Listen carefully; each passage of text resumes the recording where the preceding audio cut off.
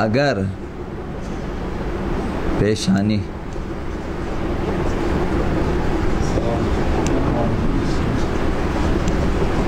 سجدگاہ سے 2 بار ٹکرائے تو کیا حکم ہے؟ ہوتا ایسا ہے کہ جو لوگ جلدی میں نماز پڑھ لیتے ہیں تو جلدی جاتے ہیں سجدے میں، پیشانی ایک دفعہ سجدگاہ پہ لگ جاتی، دوبارہ پیشانی اٹھ جاتی ہے، پھر پیشانی لگ جاتی ہے 2 بار، سجدگاہ سے 2 بار ٹکرائے تو اس کا شرعی حکم کیا ہے؟ تمام مراجعین، تمام مجتہدین، یعنی شرعی حکم تمام مراجعین کے نزدیک ہے کہ دوسری مرتبہ اگر بے اختیار ہو، دوبارہ جو پیشانی لگے اگر بے اختیار ہو تو ایک ہی سجدہ حساب ہوگا۔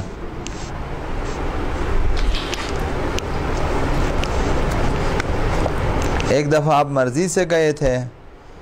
پھر پیشانی وہاں سے دوبارہ اٹھا اور بے اختیار لگا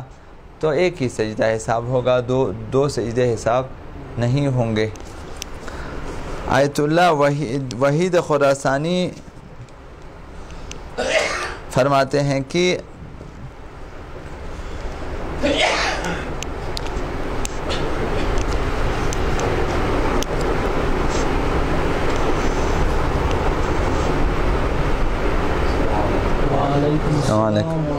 ان کے نزدیک جو ہے ایک سجدہ حساب نہیں ہوگا، وہ ذکر پڑھے اور بنا بر احتیاط اپنے ذمے جو کچھ اس کا قصدین بعنوان بنیت ما فی الذمہ جو ہیں ذکر کہیں۔ حضرت آیت اللہ سیستانی فرماتے ہیں کہ جب پیشانی سجدگاہ پہ لگے اور اٹھے، یعنی اگر ممکن ہو تو دوسری مرتبہ جو ہے پیشانی کو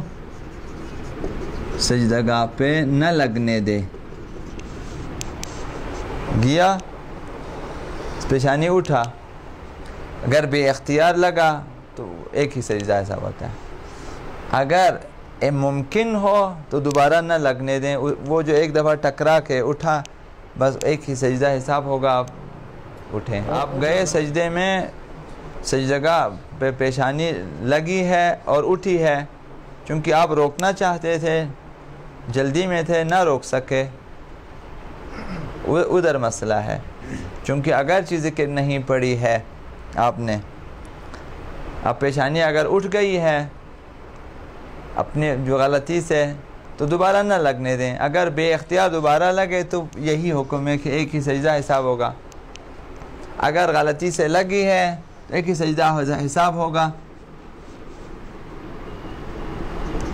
اگر بے اختیار لگے دوبارہ تو ایک ہی یہی مسئلہ سجدہ حساب ہوگا،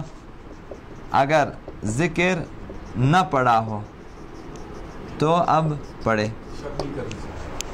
تو ذکر نہیں پڑے تو پڑھے دوبارہ لگنے کے بعد، اب چونکہ وہ دوسری مرتبہ غلطی سے لگا، ذکر پہلے والے میں جو اختیاری تھا اس میں پڑھنا چاہیے، اب دوسری مرتبہ جو پیشانی لگی ہے وہ بے اختیار غیر اختیاری ہے، تو اگر بے اختیار لگی ہے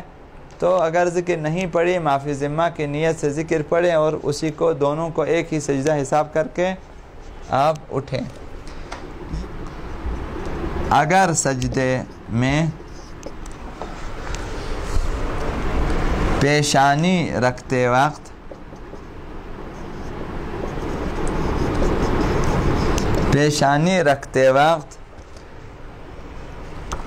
سر کے کچھ بال یا چادر کا کچھ حصہ پیشانی اور سجدگاہ کے بیچ آ جائیں، جن کے بال لمبے ہوتے ہیں اور جن کے بال مثلاً پیشانی پر ہیں، جس طرح ان کے آغا صاحب کے بال ہیں، تو آپ سجدے میں جائیں، پیشانی کچھ سجدگاہ پہ ہیں اور کچھ بالوں پر ہے، بال اور سجدگاہ اور پیشانی کے بیچ میں آ گئے ہیں بال۔ تو یہاں پہ دو صورتیں ہیں۔ پہلی صورت یہ ہے کہ پیشانی کی اتنی مقدار سجدگاہ پر نہیں ہے کہ جس سے سجدہ صحیح ہو، یعنی کم از کم ایک جو ہے تھم کے برابر لگے اس پہ پیشانی، یہ جو آپ کا انگوٹھا ہے انگوٹھے کے اس کے برابر کم از کم پیشانی جو ہے سجدگاہ پہ لگے۔ اب اتنی مقدار بھی نہیں لگی ہوئی ہے، یا مکمل مثلا چادر بیچ میں آ گئی ہے یا بال بیچ میں آ گئے ہیں، تو کیا حکم ہے؟ پیشانی بھی سجدگاہ پر ہے اور بیچ میں بال اور چادر بھی ہے۔ انہوں نے یہ حکم بیان کیا ہے، یہ بھی تمام مراجعین کا حکم ہے، حکم، اور وہ بھی تمام مراجعین کا جن کے ہم یہاں فتاوے پڑھ رہے ہیں، تمام مراجعین کا حکم ہے کہ پیشانی کو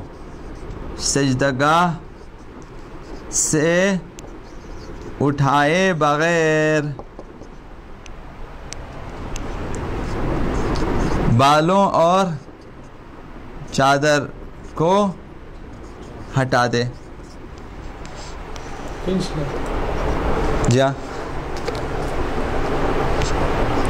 ہاں، اس کھینچے بالوں کو نکالے، چادر کس طرح کھینچ کے نکالے، چونکہ دوبارہ اگر آپ رکھیں گے پیشانی کو سجدگاہ سے اٹھا کر تو وہی مسائل آ جائیں گے کہ دوسرا سجدہ ہوگا۔ پہلی صورت یہ ہے کہ پیشانی کا اتنا حصہ مثلا نہیں لگا ہوا ہے، تو پیشانی اور بیچ آ گیا تو آپ اٹھائے بغیر اس کو ہٹا لیں۔ اب اگر پیشانی کا اتنا حصہ سجدگاہ پہ لگا ہوا ہے کہ جو سجدے کے لیے کافی ہے تو وہی کافی ہے، دوبارہ بالوں کو کھینچنے کی اور چادر کو کھینچ کر نکالنے کی ضرورت نہیں ہے۔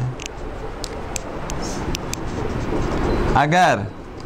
پیشانی کی اتنی مقدار سجدگاہ